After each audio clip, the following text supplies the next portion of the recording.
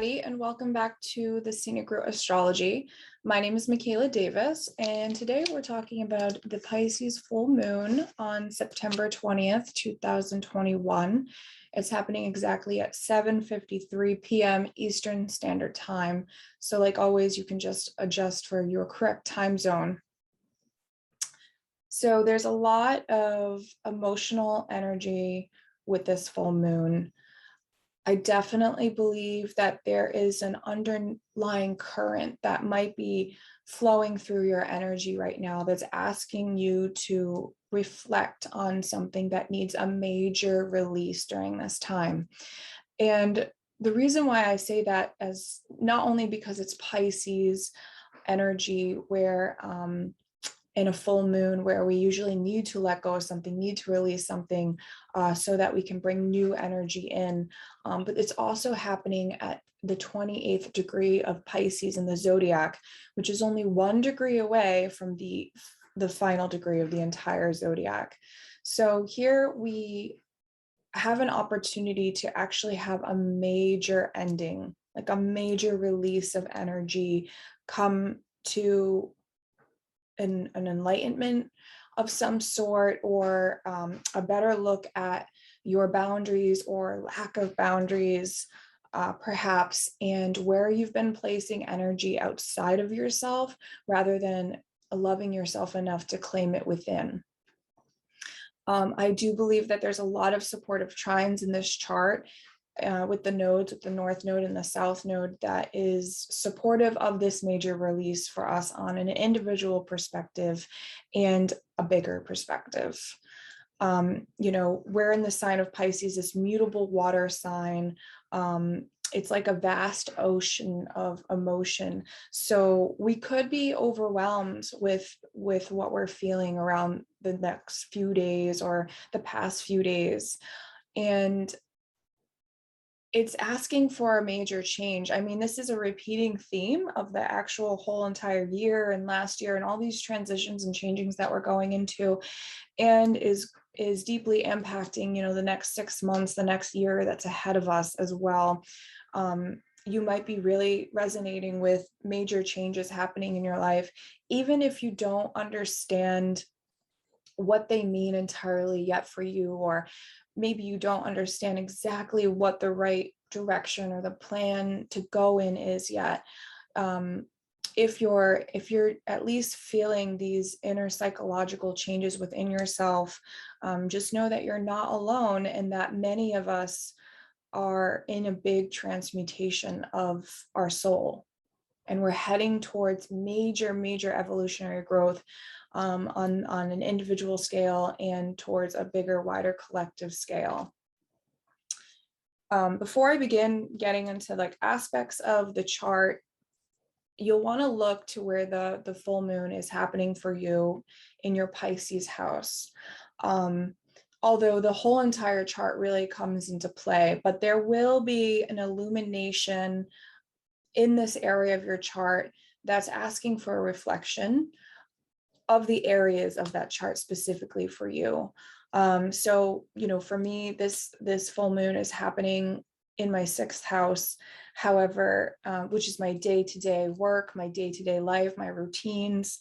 And I'm getting a big reflection on what that means for me and what I need to let go that doesn't allow me to tap in and tune into these creative pursuits, or the things that really make me feel good and whole within myself.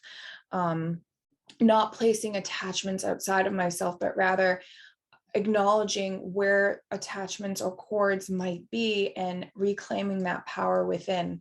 But it's hard with this Pisces energy because there's a need or a want to like osmosis with others, or have like this love connection, to really want to like hold on to other attachments, whether that be something that gives us safety and security, like a job but doesn't really make us happy, or a relationship but doesn't really fulfill us. This can show up in so many different ways, and this is definitely foggy terrain to try to navigate through because of the close conjunction to Neptune with this full moon. And the ruler of this full moon is Neptune. So Neptune does play a big role in the backdrop, I believe, around what's being illuminated.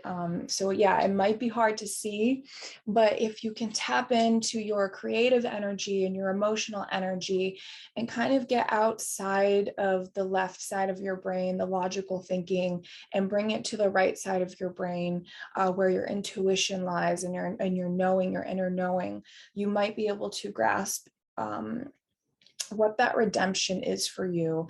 And I'm going to read a portion of Liz Green's book, actually, Neptune, The Quest for Redemption, because there is a part in this book that stood out to me for this full moon energy. And so it's definitely a couple of days of grounding yourself, but getting creative, whether that is writing or painting or drawing, even if it's for a little bit, or baking or cooking, some type of creative energy, even if you're really bad at drawing, like it doesn't matter. It's really just about allowing yourself to just try to be creative, even if you don't resonate as a creative person. We all have these talents and they just come out in different ways. And even if you're doodling on a piece of paper and you're drawing stick trees or stick people, just don't try to think too much. Just try to let your emotions take over and express that in a way that you can. Or if like gardening is your thing and it's nice out, figure out a way that resonates for you, how to get creative so that you can tap into this Pisces energy. And another couple of backdrops of energy I see is really this Venus and Scorpio transit that we're experiencing right now, along with Mars and Libra. So Venus and Scorpio, I believe, is bringing up for us a lot of feelings that you might want to reject at first because they're uncomfortable and because they actually speak to the deep psychological depths of our attachments and how we relate to other people. Okay, Venus is how we relate, how we form relationships to ourselves and to others, but she's also in Scorpio in the sign of her detriment right now, which is unearthing these really uncomfortable situations. Okay, so you might be wanting to ask yourself and explore, these deeper meanings of these attachments that you have. Like, why am I attached to this relationship pattern that I keep repeating in my life, whether that's friendships or romantic partnerships or with work situations? Okay, we have to partner in life. All throughout life, we work with each other on all these different, levels and ways. And so we'll notice during this time what kind of patterns show up for us in how we relate with other people. And sometimes it can be really uncomfortable. Sometimes we can have outdated patterns that need restructuring or revising, and so that we can grow, because we're constantly growing as human beings. So our needs change. Okay, and so Venus and Scorpio is also asking you to look at yourself and where your needs lie. What do you need on a deeper level to have a trust within yourself, so that when you do show up in partnerships with other people, you're stronger. You won't place your own power outside of yourself. So if it's taken away or lost, you feel out of whack, right? It's really about digging really deep into your own desires and needs, and finding the truth and speaking the truth about it. And with that knowledge, you will have actually a better balance, right? Venus is in her home sign in Taurus and Libra, and she will want to have balance in partnership. And we have Mars in Libra right now. So Mars is a ruler of Scorpio. Venus is a ruler of Libra. So Mars and Libra are in mutual reception right now. They're able to talk to each other because they're in each other's home signs. And so Mars transiting Libra is looking to build bridges and looking to partner. It can also destroy bridges as well. It just depends on how you're working with this energy and how you're choosing to dig in deep within yourself. You know, if you're projecting and you're not doing the deep inner psychological work during this time, you might be projecting onto others where you feel like they're not meeting your needs, but it's really a reflection of you not meeting your own needs yourself. And then that's when you could burn bridges. That's where you could do the shadow side of Mars and Libra. Or you could do this deep inner work to find your own self-love and self-worth and have compassion for yourself and others, where then you're able to align with the groups of people that will be supportive towards your growth, towards your path.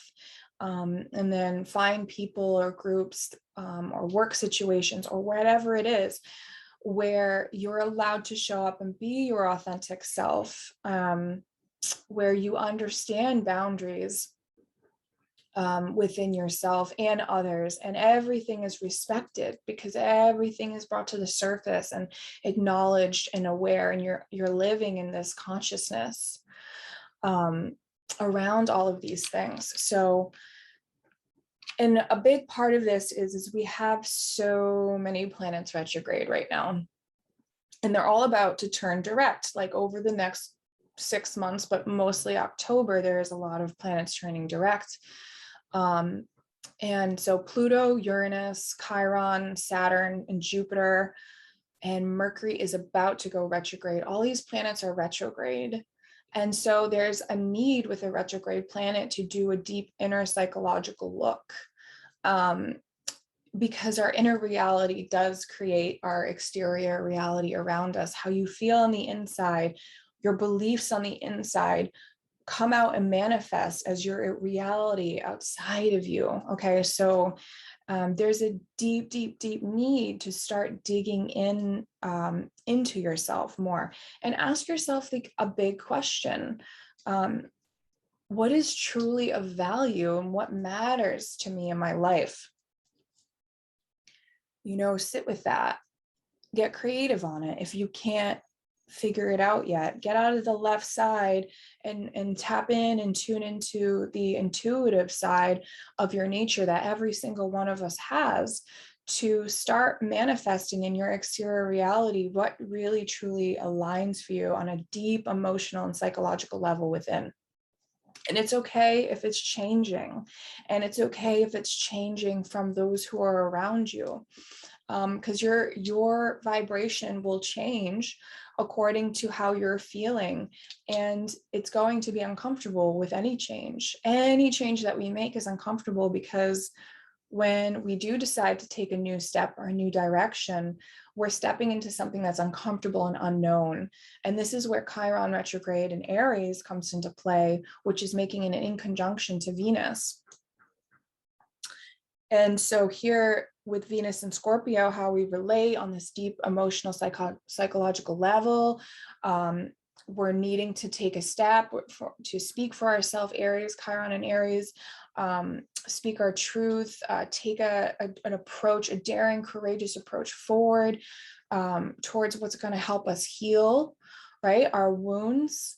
And we don't see it with an inconjunct. So we don't exactly know what the step is to take, maybe, perhaps, or it might just feel really scary and really uncomfortable, and take some courageous approach to do it, or you know, just to take that one first step at least, and know that you're just going to be sitting in some discomfort, especially over the next few months.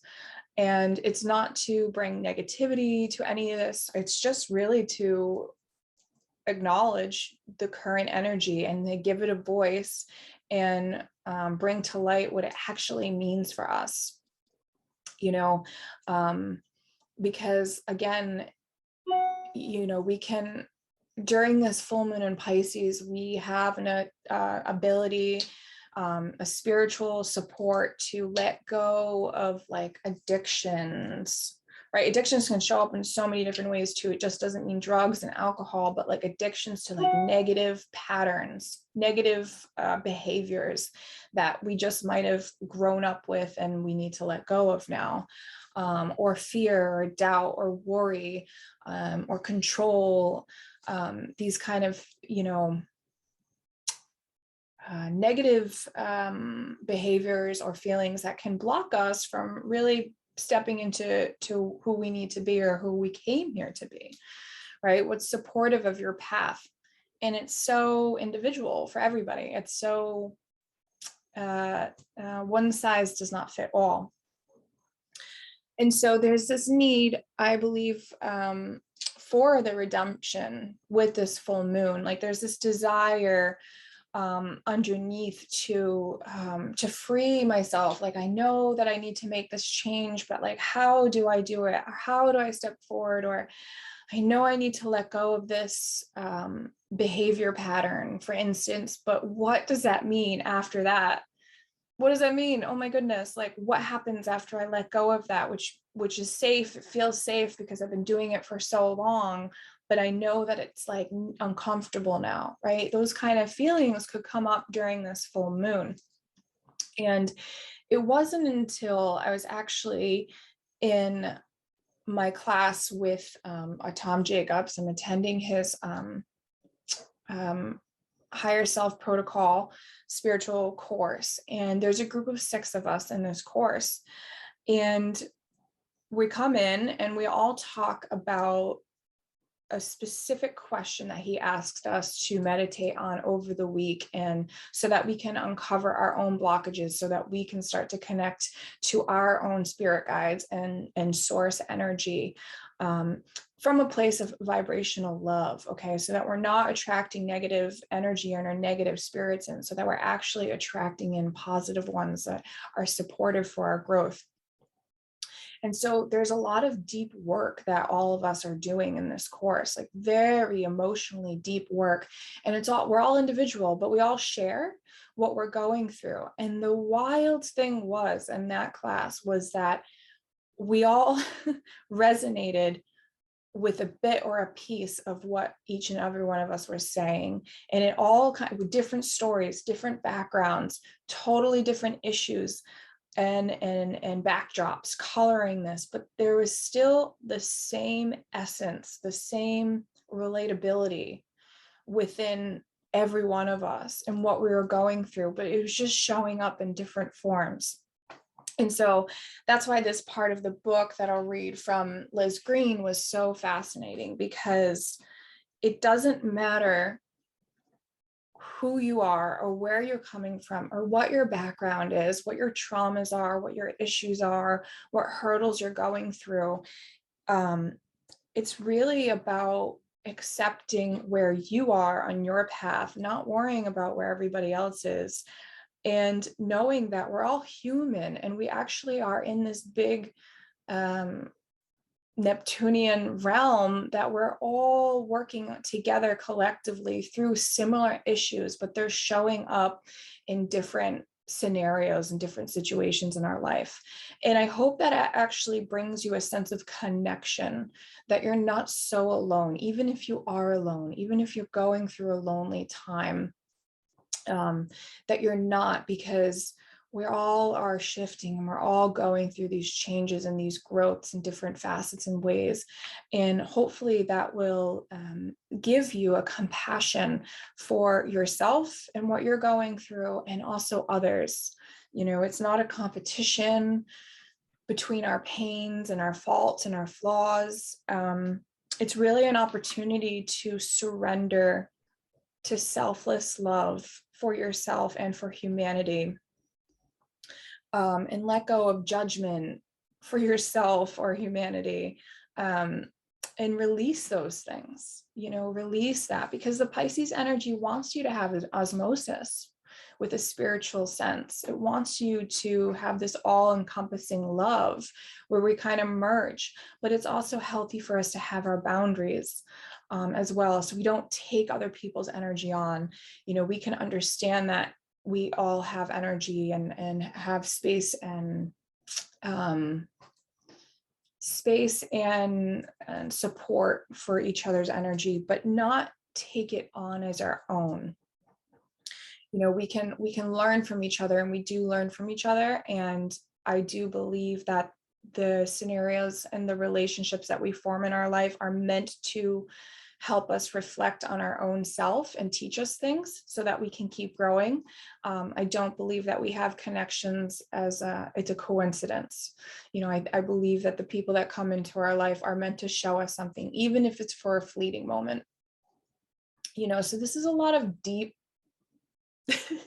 things to think about during this full moon, and you might want to be alone for it, and that is really great. That's really great if you can kind of connect to your inner self and you don't feel like being around people or doing things like that, because this is really about your own journey and your own reflection, where these energies are showing up.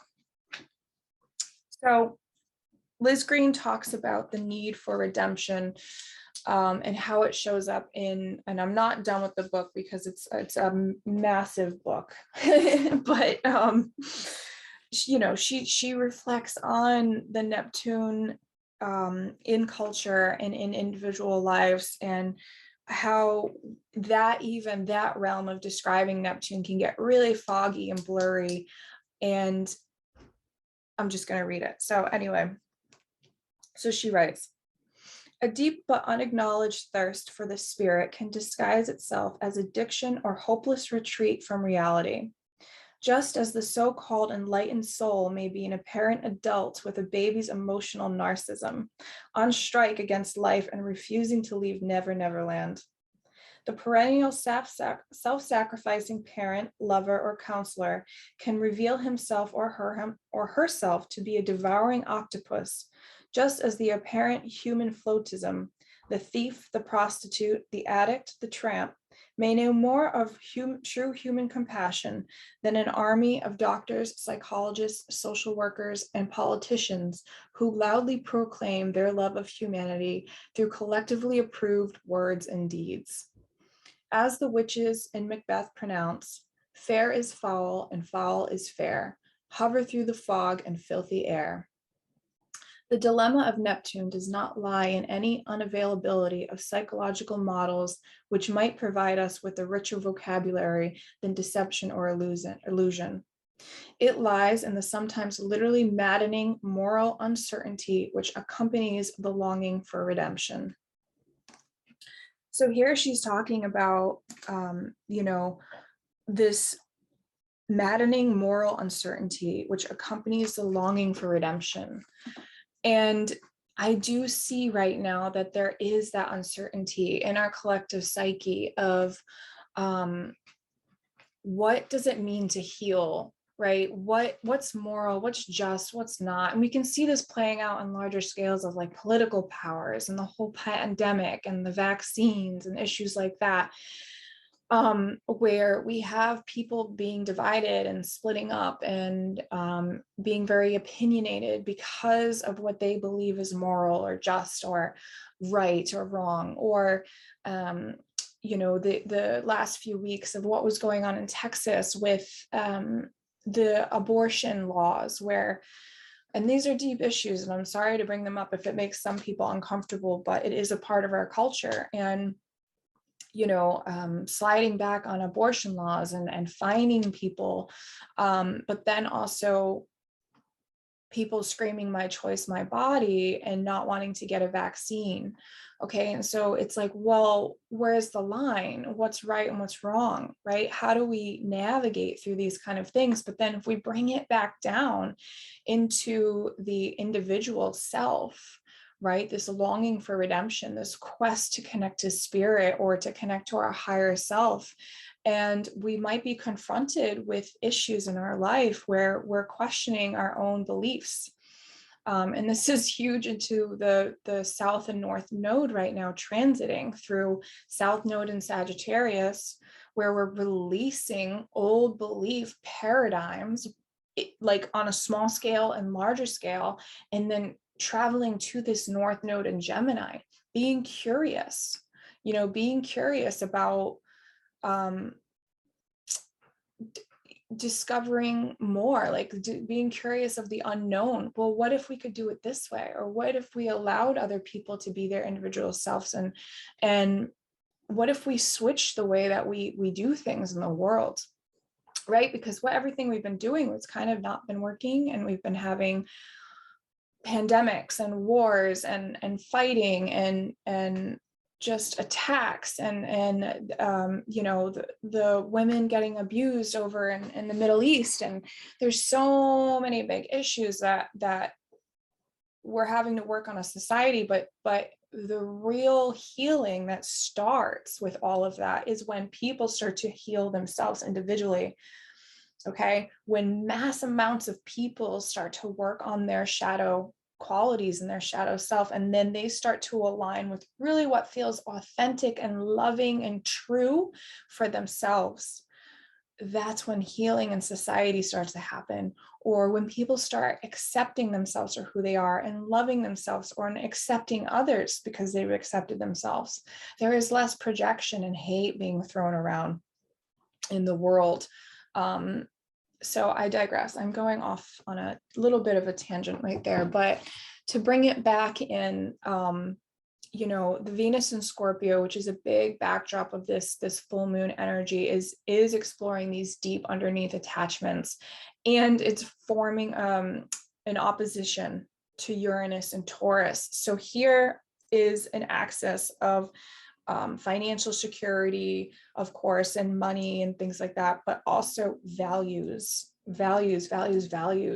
between yourself, your values, Taurus, and the connection of other people's values, the Scorpio, where we have the attachments, where we form attachments with others outside of ourselves, or unions. This would highlight the 2nd and 8th house of the Anima Mundi. Okay. And when those things are getting shaken up, as they will, because Uranus is going to cause a fracture, it's going to shake something up within your Venus partnerships, right? You're having to kind of look at, okay, well, what's being brought up right now? How am I going to create new bridges around this? How am I going to make deeper connections? But it really starts within yourself. So use this full moon to reflect on all of these dynamics, and try to get so much out of the logical side of your brain and actually connect to your intuitive spiritual sense, whether you believe in God or deities, or you're just kind of exploring religions or whatever it is. Try to cultivate this trust with your own intuition and your own knowing, and you can do that by letting the energy just kind of flow through you. I would take like a hot shower or a bath to relax. I would definitely put on some music that really makes you feel good. Maybe some music that doesn't have words, but is instrumental, so that your own voice can flow through, and even I was doodling, the other day, and I really didn't have anything to draw because I was trying to separate. I was trying to go into the other side of my brain. And so I started writing down words, and then I would draw like a squiggly thing. It was really brutal.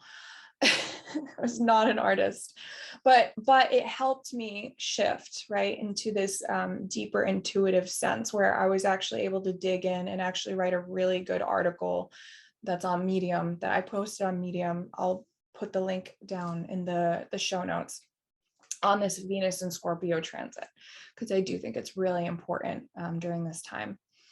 So I'm going to leave you with that, because I actually think that is plenty to reflect on and plenty of information on the current energy and what's going on. So like always, everybody, thank you so much for being here. Thank you for being on my channel, subscribing, sharing. Please leave comments if you like. And like always, you can reach me on my website, www.astroroots.com. I'm actually, everything's going to be changing. I'm going to have a new website soon. I'm going to have a new community being built. And yeah, I have a lot of behind the scenes work going on for the Scenic Root Astrology to make it better for everybody. So that's part of my reflection over this full moon as well. So I hope this helped. Please tap in and tune in to your creative fantasies, and be easy on yourself, and get some rest. And I will be back again soon. Thank you, everybody.